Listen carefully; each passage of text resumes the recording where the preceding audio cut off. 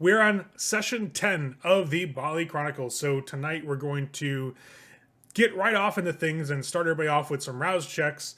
Since we started off, we finished off the last session when it was Saturday night, March 13th. Now it is going to be Sunday. So let's toss those rouse checks out there and see what happens. Preston, I got my eye on you. I was hoping you were going to forget about this. I'll never forget about this. So Sullivan gets a little hungrier. Preston actually succeeds. Holy crap. It's a miracle.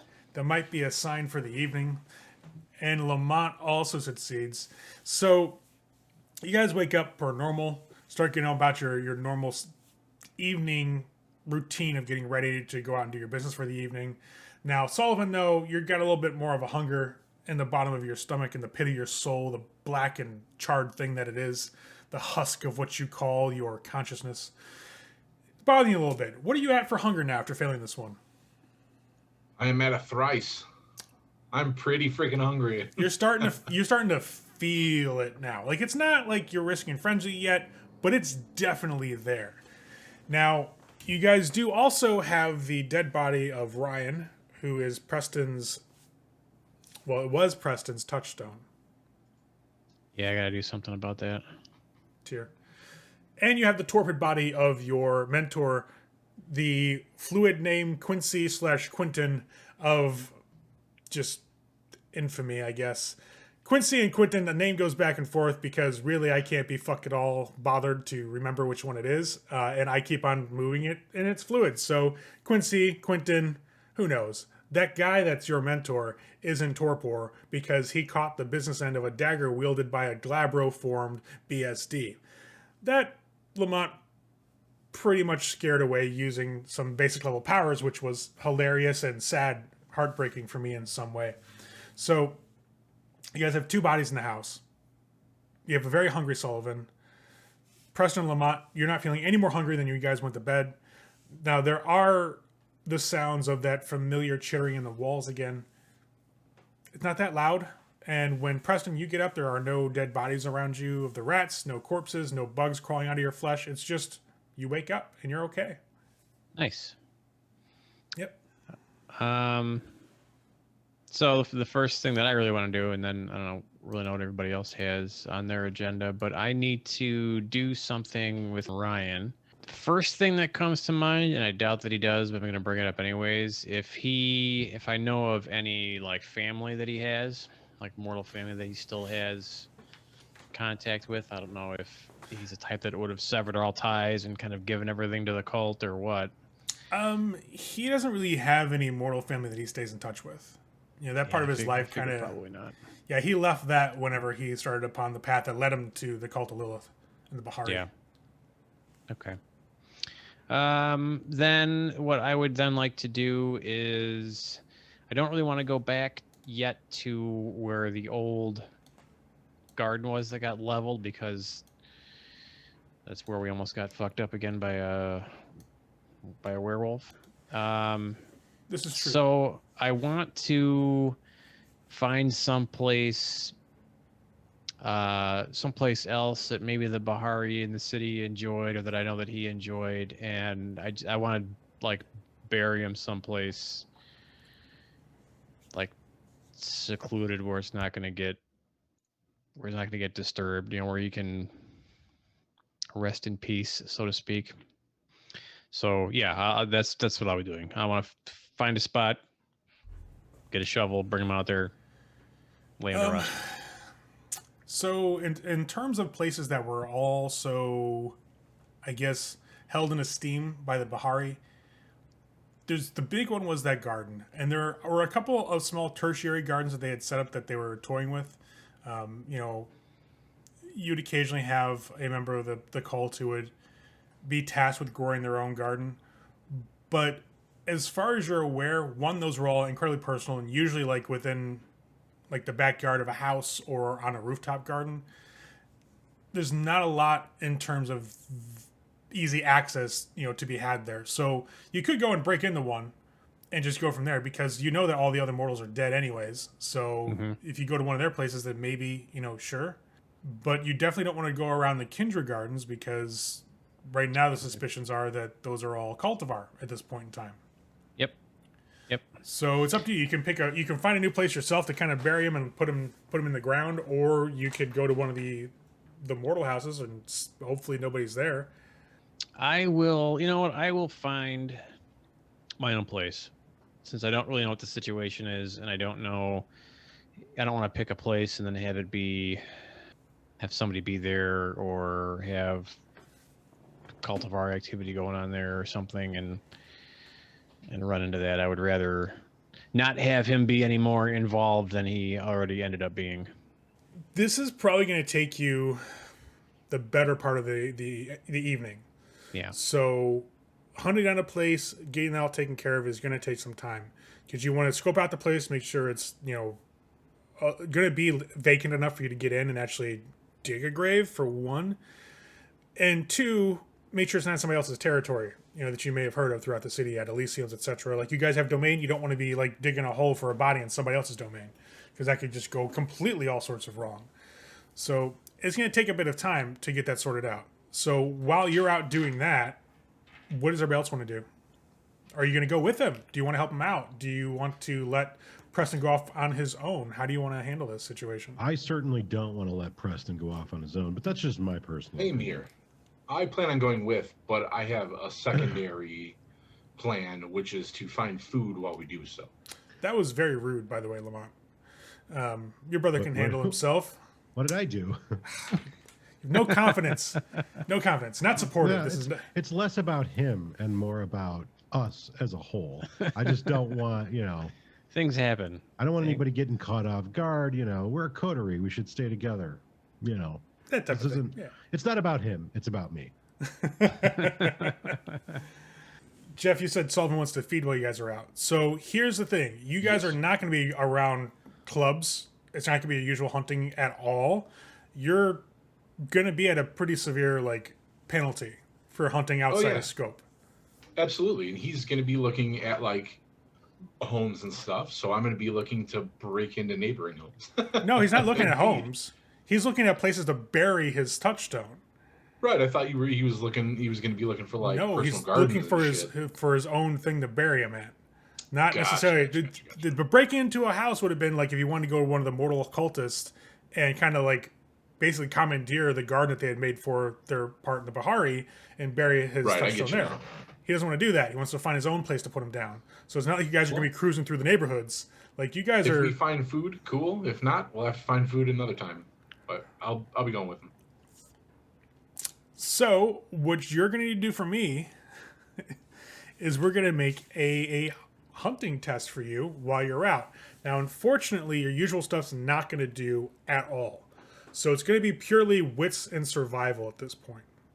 Now, you do have 5 bonus dice if you want to use any of those. Was that an acknowledgement? I do not, but I believe that's an ugly success. It's not you only have one success. You need crits to actually make that a messy critical. You guys go out. Yep. You're looking for food, getting hungry. You're just kind of checking every shadow, looking down every alleyway as you pass a building. You find nothing that's comfortable for you to feed on whatsoever. It's just kind of your shit out of luck. For Preston, why don't you go ahead and give me a wits and survival yourself to try to find a place that's safe and relatively what you're looking for. 100%. Do you want to use any dice? I'll use 1. Okay. Only because I don't have survival. So 1. You guys kind of start making your way a bit out of the city proper. You're heading a bit north. You start actually heading towards that forest preserve where you guys had that meeting with Jackson and Damien and took Damien's car. Where the bonfire was at. Mm-hmm. Around there is where you start looking at places because you're not finding anything that seems appropriate, or when you're going by places that have a larger stretch of open ground or something you might be able to use, you start seeing people walk through or drive up to the area. You're like, shit, it's not good. The best you can find is probably going to be at that forest preserve. All right, so be it. I'm going to make sure that I have shovel and also needle and thread. Okay. Needle and thread's not a big issue, neither is a shovel. You guys probably have at least 1 or 2 lying around the house because of the nature of what you do for disposing of the bodies and such. So you have that without an issue. And you'll find a spot that seems relatively, 1, respectful, and 2, gives you a good space of room and feels safe once you get there. And you start the bury, dig the hole actually to bury him. Mhm. Now, what did you want the thread for in the needle? So I am going to sew his eyelids shut and his mouth shut. And I'm going to use the needle and thread for that, but I am going to thread it through my arm first, so that it's like sealed with my blood in a way, almost like, I guess I'm just like pulling something ritualistic out of my ass to lay him to rest, kind of in my own way. Okay. It takes about 2 hours between digging, seeing to the preparation of his body, doing the sewing, and then, putting him back in the ground once you get there. So by the time it's all said and done, between looking for a place and doing the rite itself, it's probably around 11 o'clock. So you've spent about 3 to 4 hours on this to get it all taken care of. But once you do, it's pretty much the best you could hope for, especially with the situation in Chicago being what it is right now, with the Bahari and all the other insanities going on. This is really going to be the quietest place to get this done and the best place to put in the rest without running into somebody else. Yeah, I'll be silent the whole time until up to the point where I'm performing the burial ritual on him, because it's a big deal. This is my touchstone. This is like my anchor to humanity, and now it's gone. So I'm kind of in dangerous territory now. So I'm kind of using this as like, I guess, a one last opportunity to connect with my humanity, to hopefully give myself enough reinforcement to keep me from going off the rails until I can like replace my touchstone. Yeah, and once you put him in the ground, there is a finality to it, and that's where it really kind of hits you that you're a bit adrift. You guys use these touchstones, especially with Ryan's connection to the cult. It made it easier for you to do all the stuff that you had to do and remember what you used to be, and kind of hold on to that and keep yourself like, it's like your compass. Now it's gone, and now it's not like it suddenly vanishes. Oh my god, I have no way to kind of relate to anything. But having seen it happen with some other like people, especially in the Sabbat, that once you lose that last link, it gets really easy over time to just completely become a beast. Yeah. But after that, I'll get up and kind of brush myself off and look to Lamont and Sullivan, and let's go eat, I guess. Yeah, I'll help him, put away the tools that he used, and we'll go move forward from that. Okay, where do you guys want to go? I have no specific destination. Yeah. Well, what are our plans after feeding? Because then I guess I don't know that either. But I guess what is the question is like, where are we at geographically? Are we like south of the city? Are we? No, you guys are north northwest. It's where you guys had that meeting with Damien and the Prince, where they're doing the bonfire. We still Quentin is all fucked up, right? He's in torpor. We should probably try and wake his ass up, right? I will use my taste to determine some properties of the blood, as it were. Nice, good roll. He is blood potency 3. Yeah. So, It has to be at or above or above. Has to be above. So we need a blood potency of 4. So if we combine our potencies, we can do it. Yeah, you could. We need A young priest and an old priest? basically. we need an elder, is what we need. However, that's probably easier said than done. So, also, we need to definitively know what this kindred's blood potency is that we grab. Yeah. Jeff, learn blood of potency, please. That'll be the next level when I get like 15 or 20 more XP, buddy. Well, We'll get there Get right on eventually. Okay. Right. well, I In think the that- meantime, we're going to have to stash them. Yep. Yes, I think that we should go to a TJ Maxx and buy a big crate that, like the kind that you'd put in front of a bed to carry blankets. You know, one of those. Like a hope chest. Yeah, exactly. Yeah. Should be able to do that. What else are we going to do with them? I'm not going to take them downstairs. No, not at all. Well, it's 11 Alright. o'clock. I don't know if we're going to find anything open tonight, but There's always a Walmart or a Target.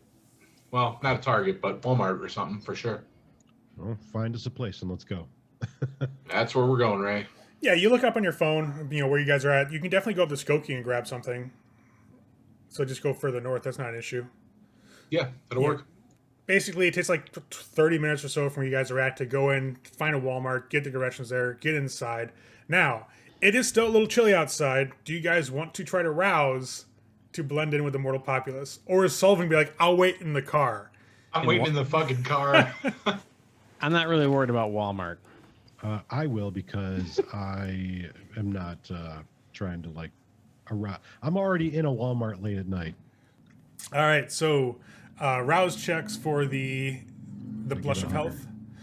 Your hunger will increase as your beast takes a tithe, but you do get that again, that nice rush of heat. Preston, 2 for 2, rouse checks. Oh yeah.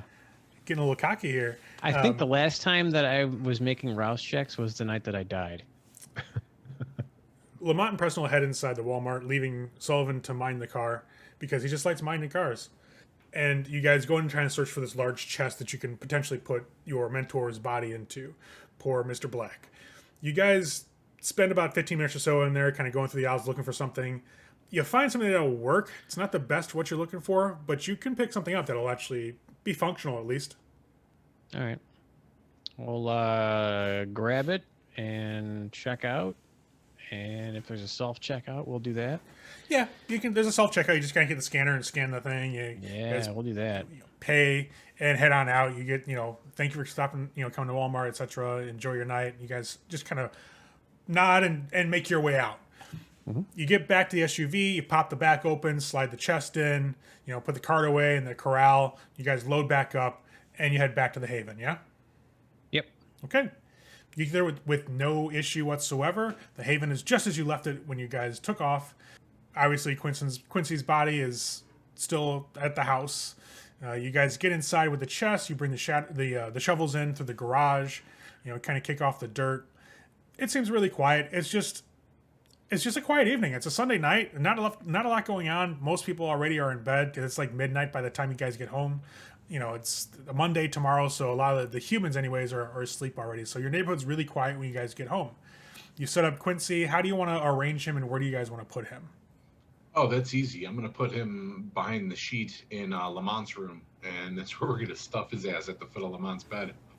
So you guys arrange it. You kind of stuff him into the chest. You have to kind of bend him a little bit because it's not, he's like 5'7", 5'8". So you got to kind of finagle him in there. Put some blankets over Yeah, him. we'll situate him. Yeah, you put some blankets over him to make sure that, he doesn't burn up if somebody accidentally opens it during the day. You get him set up, put him at the foot of Lamont's bed, cover him up, and Lamont will have a surprise when he comes back. Accidentally during the day. I don't know. You guys do the weirdest shit. It's beyond me at this point. So you get him taken care of. What do you guys want to do?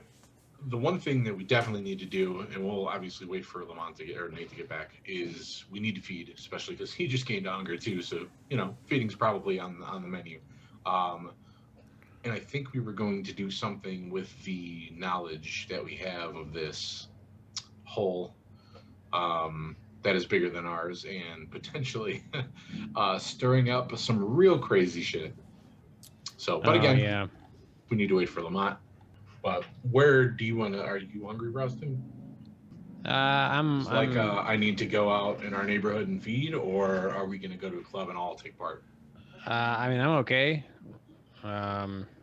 So it's up to you guys. If you guys want to go out someplace and see what's shaking out in the nightlife, I'm totally cool. I'm always up for a party. I think the idea was to track down like multiple of the holes, right? I mean, we found the one, but it wasn't the idea to deactivate or whatever all of them. Well, we don't know about we misremembering? know that what's his name has his own cells of Baali out here too, but we don't know if they have wells. We don't know where any of them are located. We just know that this new one that is attached to the cultivar and attached to Blackwater, we need to put the fucking kibosh on that because she's directly opposed to what our purpose is, at least right now. Yeah. She's That's exact one opposite, thing we so. definitely need to figure the fuck out is how to deal with that. And we're at a big disadvantage now that we don't have Quincy. That is true.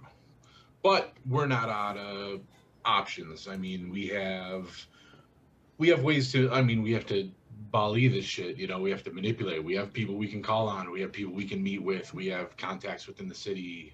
We just have to figure out how we want to tackle this, make a plan, and do it. Is pretty much exactly what we need to do. Yeah. What were we tackling?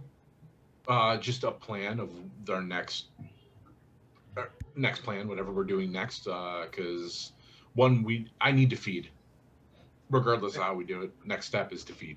Okay. Then after that, we need to figure out: are we going to stir up chaos within the city by dropping off the location and information we have to random churches throughout Chicago, or are we going to try and handle it politically? Like, what's our next step here? Because we have options. We just need to figure it out and do it. What's most important is getting you fed, of course. And then the order of importance is, and this is purely my personal opinion. I could be off base on this, but I think the most important thing is to get our place of worship functional and restored before worrying about the other thing. Fair. Although they don't have to, I don't see any reason why they can't, take our attention at the same time. So, but I think we should be planning our party, and we should maintain this. We should keep a hold of the information we have about the other place. And yes, but I think in the long term, it makes more sense for us to seek out churches that are going to give us true responses instead of just, the diocese down the street that, has a priest with a drinking habit who smokes 2 packs a day. I just don't see, basically, I don't feel every church is going to have the same potential for real outcomes. That's fair. So, I think we should get on the planning party committee, the party planning committee, and work out those details.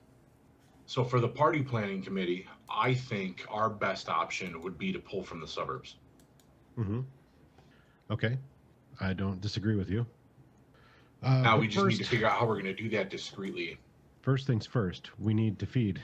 So, where would you like to go? Wherever, it doesn't matter. Okay. We're kind of like on the north side, right? Yeah, you guys are. Yeah. You're actually straight east. Well, it's a little southeast of where the woods were. So you guys are still north of the city proper. Are there any nightclubs in this area? I'll do a quick, internet search on the phone and see if there's any nightclubs that are open tonight. There's nothing really up here. It's going to be all neighborhood bars in this part of the city. Not much in the terms of clubs in Rogers. I mean, maybe the occasional bar that has like enough room for maybe part of a stage. Mm-hmm. But it's a Sunday night at midnight. Not a lot of bumping clubs right about now. Like you're looking at maybe 2 hours before last call at most. Mm-hmm. Well, whatever works for you. Let's go somewhere and see what we can accomplish. Or you spend a half an hour and go down to the rack. It's up to you guys. Yeah. Which would you prefer? I would prefer not to go to the rack just because I'm really hungry, just in case things go sideways. Okay. Well, then you pick, because you're the one who's having difficulties. Fair enough. Sure. We'll go to, I guess, the Red Room, right? Yeah. You said that's probably the closest? Yeah. Do we know anybody that has hold of that area or that bar politically? No, not that you know of. Like, this is a bit north of the city here.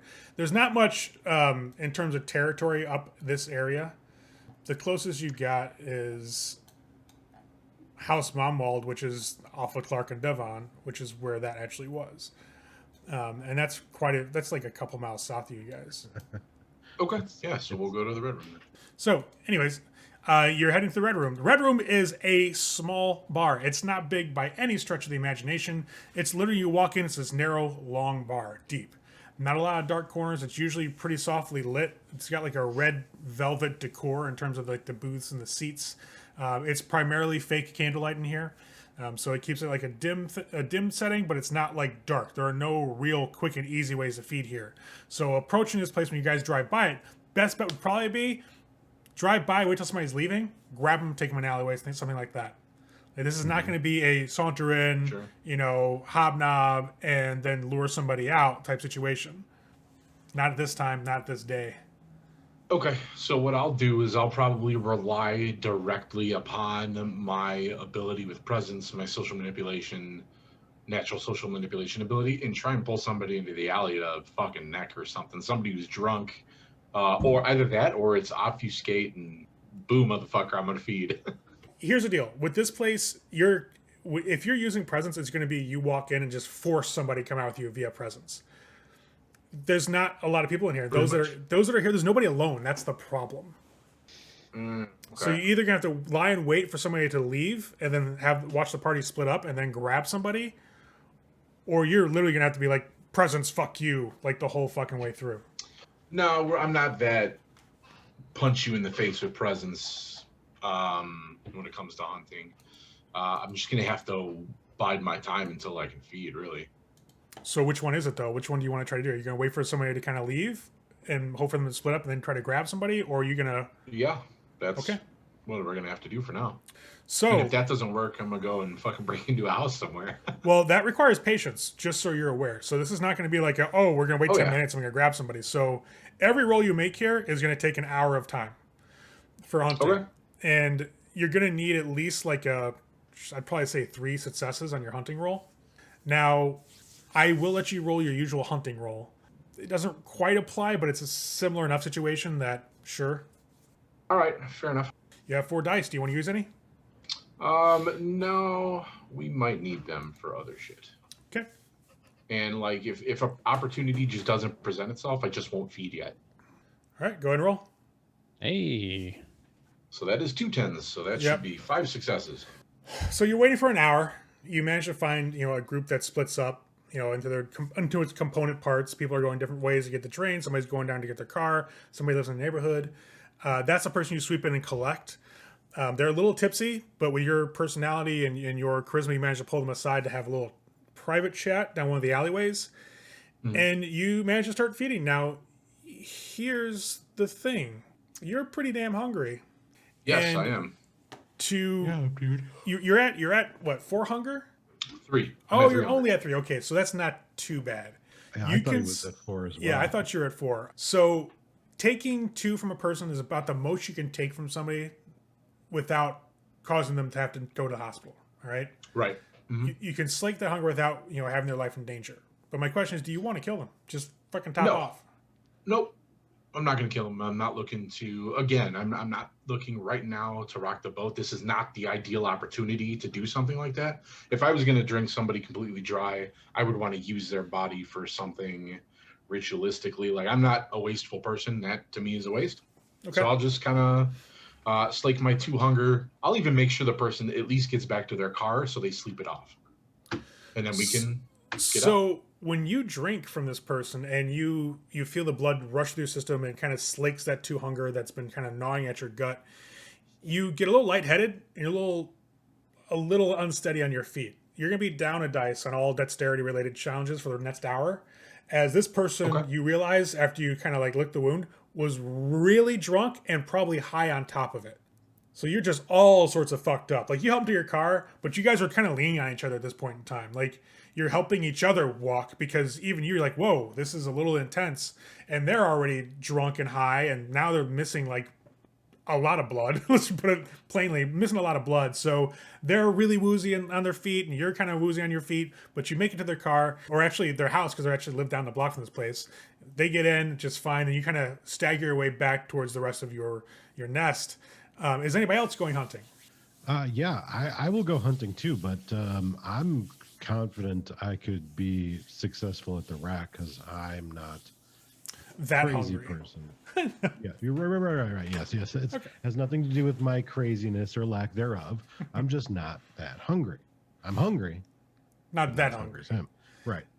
You guys will hop back in the SUV roughly around 1 o'clock in the morning because it took an hour for him to find somebody and narrow them down.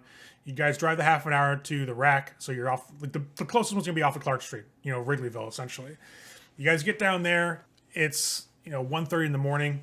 The bars are always open. You've got the new like hotel and all that. It's on right across from Wrigley Field, so it's all lit up. It's a nice neighborhood at all times. But this is pretty much one of the best places. And for Preston, this is where you guys had that really great run of feeding a while back. So as you guys kind of park the vehicle and start kind of mingling with the human folk, as they say, do they say that? I don't think they say that. I'm going to say they say think that. so. So that's Well, now you do. now they say, mingling with the human folk, as they say. I believe they call it wading through the food. Ew. It's your games. It's your world. So they say whatever. They say exactly they this. say. Yes, you mingle with the human type, the human folk. So go ahead and give me your hunting roll, and you're only needing 2 because it is the rack. Sure. And you find somebody. It's a little like touch and go. You're like, oh, is that I don't know. Like, is that a really good spot? You have to kind of double check yourself occasionally here because somebody looks like they're alone, automatically meets up with a friend. Like their friend walks around the corner, like, oh shit, as you're moving in for that, which is accounting for that. Really, like, I'm gonna pull back, find something a little safer, and you do manage to find somebody. It's not the best. It's kind of like now you're scraping the bottom of the barrel because the place is starting to clear out now. Last call, house lights, and some of the places are starting to turn on for the evening. And as you're at one of the places that hasn't really put on their house lights yet, you manage to swoop in, find somebody who's having a little bit of trouble getting up. Essentially, you go to help them, take them out back, sink in the fangs, and you start drinking off this drunkard. Now, the question I have is, do you, much like I had for Sullivan, want to drain this person dry? No. Okay. So you'll slake your 1 hunger. Yes. You'll lick the wound. This individual, she's not really... It's not like a sloppy drunk, but she just drank a lot, and her friends kind of like abandoned her. Like they all went once last call came up. So you kind of get her back out to the sidewalk. She kind of seems a little dazed as she's walking around with the blood loss and then the fact that she's been drunk, pretty heavily. So it's a little bit of a unsteady on the feet, but she manages to hold on to one of the walls. You see her like turning on her Uber after she kind of gives you a smile as you kind of walk out. And you're feeling a lot better. Like that hunger's slaked. You're down to your usual just subtle gnawing hunger in the back of your mind. Nothing overpowering, unlike Sullivan earlier. And you walk out. I mean, it's not that satisfying of a feeling, but you got rid of the hunger that you needed to. Right. Wasn't the greatest, but at least it's done now. And it's I'll around take it. 1:45, 2 o'clock at this point. I would think, unless you guys want to go somewhere in particular, we go back to the house and figure out this party. Oh, okay. I think that's fine. I don't really have anything else I needed to do out and about. Yep. We could always stop at Elysium on the way back if that's a thing. Is it a thing? I don't know if anybody will be there tonight, but none of us have really been to Elysium since the bonfire, and that wasn't even in Elysium. So Probably would need to change the clothes. This is what I buried Ryan in. that's fair. Fair enough. Yeah. We Well, might as why well don't just we wait go. until tomorrow or something? Yeah, we might as well just return to our haven and with our trunk and call it a night. Oh, we already set the trunk up, buddy. We're all good. Okay. I thought it was just like in the back. Oh, of that's the right. We vehicle. did stop at home first. Yeah. Yeah, trunk's in your room, Lamont. At the foot of Lamont's bed. Okay. That's fine. You're the keeper of the trunk. Sweet. So you guys will head home. By the time you get there, it's probably going to be 2:30, 3 o'clock in the morning. You guys, how do you want to handle the planning for the party, as we're calling it? Yeah, that's a good question. They were saying that they wanted to like peruse places like in the suburbs. So I guess all things considered, it's probably more of like a downtime thing. Okay. But basically just like probably looking for clubs that are, outside of the Chicago city limits, probably far enough away where no one there is going to recognize us, but close enough so we can get them back to the city with time to spare. Okay. So yeah, basically Right. just I would probably be looking like on maps or like on the internet. Yeah. How do you guys want to it's going to Give have to people be tips. something like it's going to have to be something we're going to have to go do physically. We can't promote this. We can't do anything that's going to lead them back to our haven. Literally, it's going to have to be something like we rent a party bus or a limo. We go to the suburbs one night. We go to a couple of different clubs with over the course of 2 or 3 hours or whatever, and literally handpick people that on the fly we hope nobody's going to miss at least right away. Yeah, I gotta look at my character Yeah. sheet real quick. I mean, my 'Cause my it's- plan is to go into these places and just use my social skill and my charisma and my presence to ingratiate myself to people and make them think whatever I need them to think to gain enough of their trust to get them to come with me. I can tell them whatever. We have a party bus where we can act like big shots. We could wear nice suits and act like we're promoters for some big event or something, or we're fuck, doesn't even matter. We're holding auditions for a reality show. It doesn't fucking matter. It's certainly something that we can do from a performance perspective. Yeah. I do have a specialization in public speaking and There you go. Yeah. persuasion. So like I feel like using our own abilities, we can persuade these people to go with us. Yes. My Absolutely. question for the two of you is whether either of you have any kind of background in medicine, because I do want to be able to put these people in a state where they're much more malleable to our manipulations, where they're going to be less likely to run, less likely to fight. And I'm sure I'd leave it up to the storyteller on this, but I'm sure with a cult I might be able to whip something up. But if anybody has medicine, that might serve us better.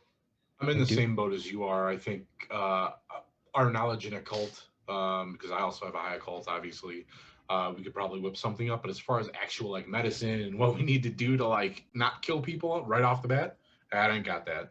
No, I don't have any dots in medicine or anything in my background that would point to that type of knowledge. Well, looks like we're going to have to go the old-fashioned route, which is Yep. the Alcohol and drugs. alcohol, drugs, And maybe copious there's- amounts of presents. Well, maybe there's something, in the folklore.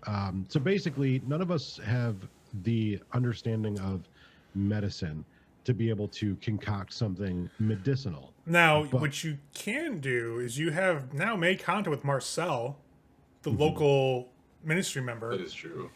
You could buy something from him. I mean, that's always an option. Going to like either the ministry or anybody else you think might be shady enough to be like, let's drug a bunch of people. Yeah. I mean, for me, ministry's right at the top of the list. Well, the other question is, with our occult, is that something we could potentially create using that ability? Or is that something that would be wholly the domain of...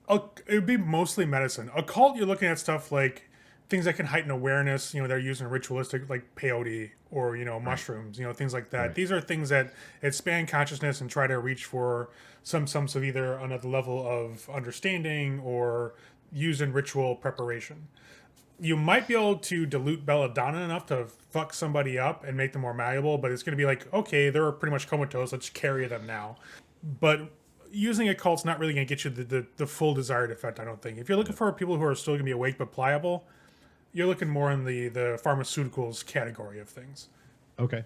Well, who spoke with Marcel? Sullivan and I Preston. actually, yeah, me and Preston did. He actually owes me a boon. Well, why don't we talk to them? Talk to him. Yeah, that's right. Yeah, I think that's our in there. Yeah. We just Fair enough. don't tell him what we're going to be using it for, or make up a story if he asks. Fair enough. I mean, getting drugs from the guy I don't think is going to require the boon. But if it does, I mean, I'm happy to give it up for it. Preston, Ray was about to say something. It's definitely boon worthy. Looking for enough drugs to Is it? incapacitate 6 people at least? Yeah. All right, fair enough. Yeah, I guess we can give him a call and set it up. Well, my streetwise, probably I would guess we'd only need like some liquid G or something like that, or I don't know. I mean, I guess ask him. But yeah, if he asks, just tell him one of us prefers to feed off of someone while they're intoxicated. And That's fair. I figured we were all going. We're all going to talk to yeah, him. we so. okay. Yeah, we'll that's all fine. go, I yeah. wasn't sure if you were going to make a phone call or. Well, both me and Preston have his number, so I could always call him or Preston.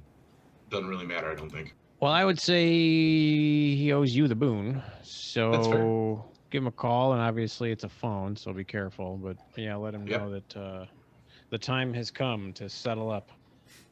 Fair enough. I will give Marcel a call. He'll call. After a couple rings, he'll pick up. Hello, Hey, Marcel, it's Sullivan. How you doing? Mr. Sullivan. How are you tonight? I'm doing all right, just relaxing. What can I'm I do doing for pretty you? good. Actually, me and a couple of friends were talking, and there's potentially something you could help me with. Already? That was quick. Yeah, absolutely. I'm always happy. Yeah, are you free? Right now? Well, tonight or tomorrow. I mean, no huge rush, but soon. I'm not free right now. I'm relaxing, but I do have some things I'm handling. It is a bit later, so I'm kind of retired to personal affairs. Sure. How about Is- tomorrow night then? Tomorrow is perfectly fine. What do you need? Like, do I need to arrange a meeting for us to have in a private place, or you want to just meet at that bar again? No. I mean, I guess I would kind of leave that up to you. I'm looking for party favors per se. I see. Well, that I can help you with. Poppers, buzzers, that type of thing. I can help you with your personal celebrations in many ways, but that's the situation. Let's meet at the bar tomorrow night. Let's say around 10 Perfect. o'clock. We'll see you then. All right, excellent. Have a good night, Mr. Have a good Sullivan. night. You as well. I'll hang up. Yeah, he will as well. All right. Tomorrow, 10 o'clock, guys. Okay. So in the meantime, I guess, unless these guys want to do something, I'm going to chill for the rest of the night. Do we want to have? When do we want to have the party? Well, that's the question. We have the party after we determine what our route is going to be. So I'll spend the rest of the night. Looking up places. Yes. Okay. Discreetly making sure not to leave a trail of evidence that can be traced back to us. Just sort of doing some research about what's in the area and kind of take my drawing pad and kind of do some math of time and the amount of people. And obviously it's all very rough because we don't know what's going to happen when we go. But the goal, they believe the goal is 6 people. My goal is 12 people. I would like a dozen people. I think the number 12 is very symbolic, and I really just want to get it. I want to overachieve on this one.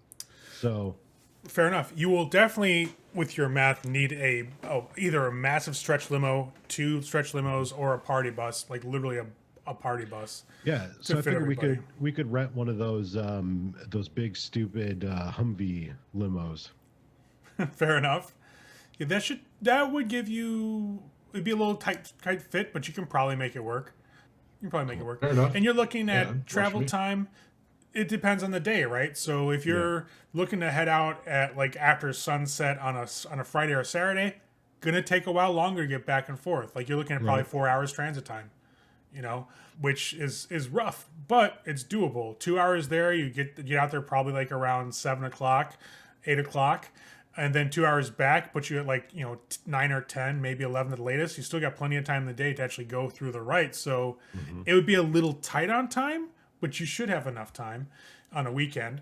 If you go on a Thursday or Friday, it's maybe an hour and 20 travel time each way. Okay. Well, I think we're probably going to have access to more people if we do it on Or weekend. a Thursday or Friday. Yeah. Yeah. Or on a weekend. Absolutely. A Thursday wouldn't be bad, but it might be harder to hit some of the well, I don't know. Some of the places in the suburbs can be a little bit crowded, on a Thursday or a Friday. Definitely on a Thursday, Friday. Thursday. Yeah. Usually it's going to be some sort of special at a bar, to get people in on off days.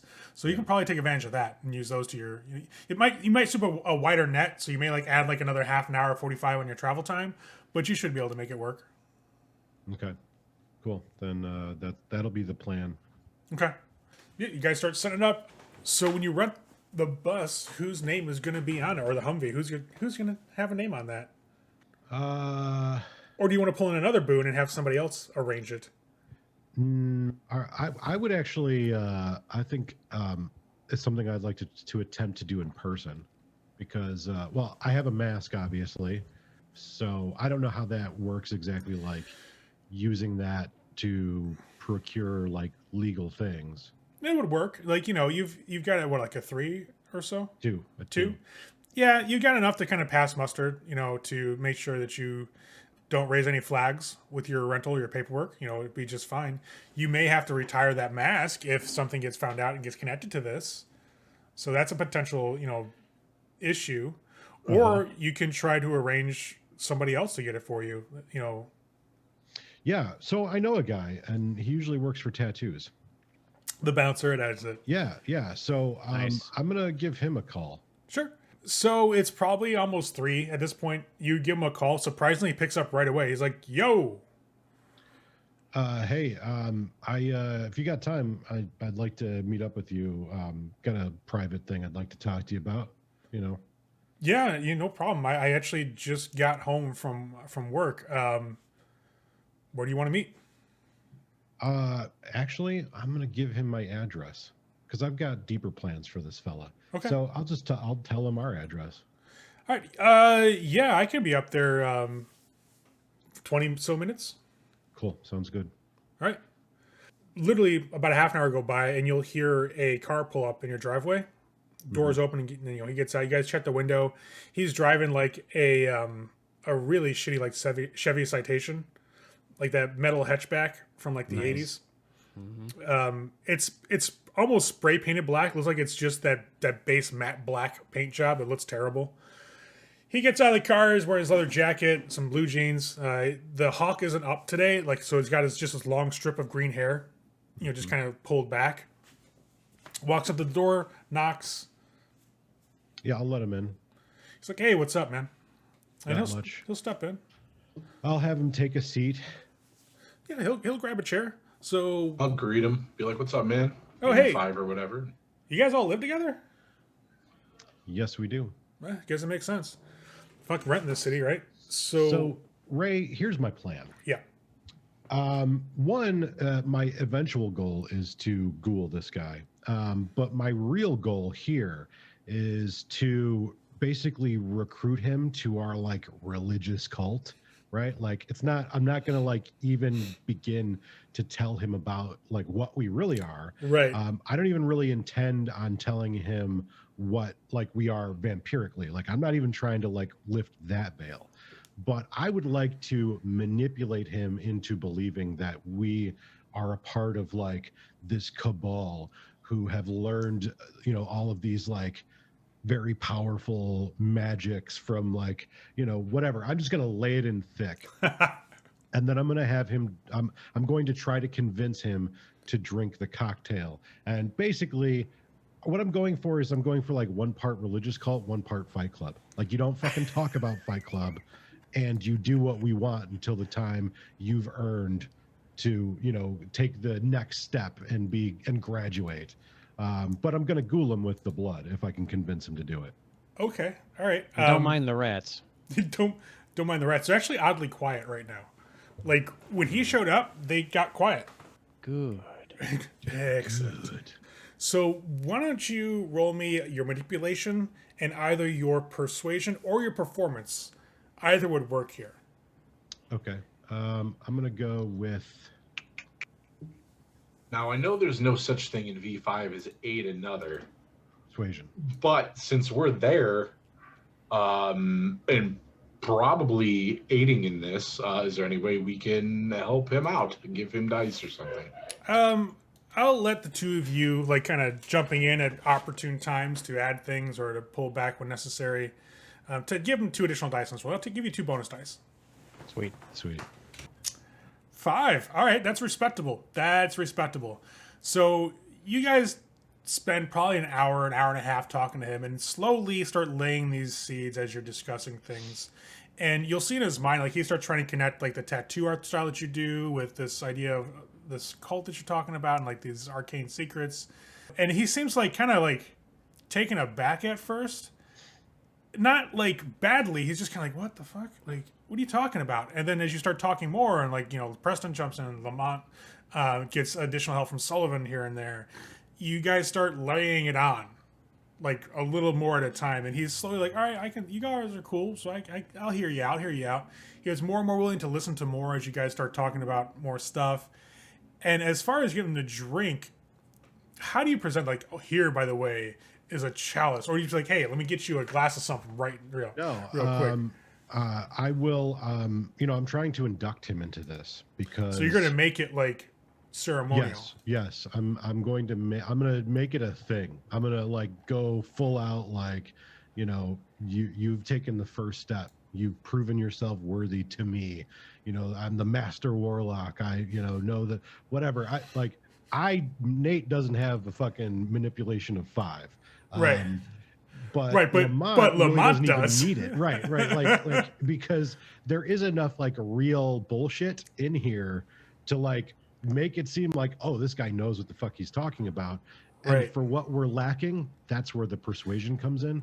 So I'm going to make it very much like, do you accept the offering? Are you willing to learn the first steps? Are you willing to take that? Blah, blah, blah. Probably the same conversation a sire had with me once upon a time. So what's your occult level? 3. Okay. So you can, with your manipulation and your persuasion, you can definitely slip in enough worthwhile nuggets from the latch onto, from things that you've heard about, like with not only just occult initiations and, new religious startups and how people get fallen into that, but you start seeding with things that would catch the attention of somebody who's not really into this type of thing. Mm-hmm. And essentially it's going to take a little bit longer than the hour and a half. As now that I know that you want to go through the drinking of the chalice this evening, this is probably going to take the rest of the night, at least till it gets a little bit, not dangerous for you guys, but it's going to go into like almost 4 o'clock in the morning, right? Yeah. As you guys are talking to him, 5 o'clock rolls around, and essentially when Lamont, with your level of manipulation and reading people, and the way you guys are kind of like the social predators that you are, you can tell when somebody's weak enough to spring the trap, so to speak. And you start slowly seeing that come out in your conversations with him. And eventually, by the time you decide to ask him the real question, if he's going to drink and take that step onto this path, you've led him along enough the trail and left enough breadcrumbs out there for him to kind of latch onto that he's curious now. And so essentially by the end of the evening, it's like, yeah, sure, let's fucking do this. Y'all are, some things and you feel different than me. So I definitely want to see where this goes, essentially is how it comes about. And he'll drink. Yeah. And I'll give him the drink. I'll make it very like, I'll kind of like let the air hang still, and watch the transformation. I mean, there's nothing I'm really watching for. And then, I'll wait that like minute, kind of like keeping it on edge. And then I'll be like, yes, it's taken hold in you. Can you feel it? I can feel it. He seems to lean into it a bit. Like he's now searching for some sense of something not being normal or, being different about himself. And with the introduction of Vitae into his system, which you will gain a hunger, by the way, actually make a rouse check. Let's see if you gain a hunger. Yes. You do. So you pour enough in to the point where you're starting to feel that gnawing kind of step up again. And he will drink. And once he drinks and you ask him this question, he does start feeling that kind of, she's like, yeah, I do. I feel more in tune with you, as he's looking at Lamont. Tonight is the first night. On the next night, we will drink once again, and we will further seal it. When we've done this 3 consecutive times, you will have taken to the first circle. Like hell, there are 9 of them. Okay, we can do this. We can do this. So, when do you want me to come back? Tomorrow, early. Okay. Early in the evening. This can only be done in the dark. Right. No, that makes total sense. I can go into work late. That's fine. Yeah, I'll go to work late and I'll swing by here first. You could do it after work. What time do you get off work? 2. Yeah, 2 is fine. Yeah. Yeah. That's early in the day. We'll call it. Fair enough. You might feel some new urges. Don't necessarily act on them right away. It's something you're going to need to kind of ease into. Yes. Kind of raises a brow. What do you mean by that? This first step on the circle is a test, and it is a test of your ability to control yourself. It is a test of your ability to maintain the facade of normalcy. You are taking the first steps to be part of something that very few people get the opportunity to be a part of. It's not something that is offered to just anybody. You need to understand the reason that you're sitting here is that there's potential in you that Lamont and the rest of us have seen. This test is important because if you let on that anything is different or that there's this veil that might be lifted into another world, you endanger yourself and everyone. Coven. This isn't for everyone. This is only for those who are worthy. I'll kind of like let. But also understand it. It'll pull you out of the obscurity of a normal life. I'll kind of like let down like the seriousness that I've been maintaining for all these hours, and I'll kind of just get like casual for a second. Hey man, you've seen all these conspiracy theory nuts. None of them are even on the right track. But the moment they start to think about somebody that could have access to the things that we have access to, you see how they react. You see what they do. Yeah, And that's all bullshit. But what we have understanding of is something far greater. And I'll clasp him on the shoulder. Hey, don't worry about it. Just be you. Be true to yourself, but be quiet. Yeah, no, we'll definitely. And I've got to give you a bit of a warning. This first circle, it's kind of like Karate Kid at the beginning. There's going to be a lot of things that seem very mundane and kind of bullshit that we're going to use to test you. Just go with it and do your best. I got you. No, don't worry about it. I already feel like really juiced about this. I don't know what it is. I'm feeling a lot more energetic. So, yeah, we'll handle it. I'll be back tomorrow night, and we'll keep moving forward. Cool. And I won't say anything. All right. Good. And after a little bit of just chatting for a second, he'll head out. Once you guys think it's time to go, he'll head out. Yeah, once he leaves, I'll just look at the group. The shit we do to make sure that a rented limo doesn't get back to us. True. I'm going to sleep now. So tonight's episode saw some endings and some beginnings. We saw Preston laying to rest his touchstone in the forest where they had a meeting with the prince, and we saw them initiating a new person into their ranks, Jimmy the bouncer, that they are going to basically start brainwashing to become a cultist for them, the first of many, I am sure. And he's also going to see about getting them the Humvee that they want for their party so that they can make a wonderful sacrifice to rededicate their well. Let's see how that goes. See you guys next episode.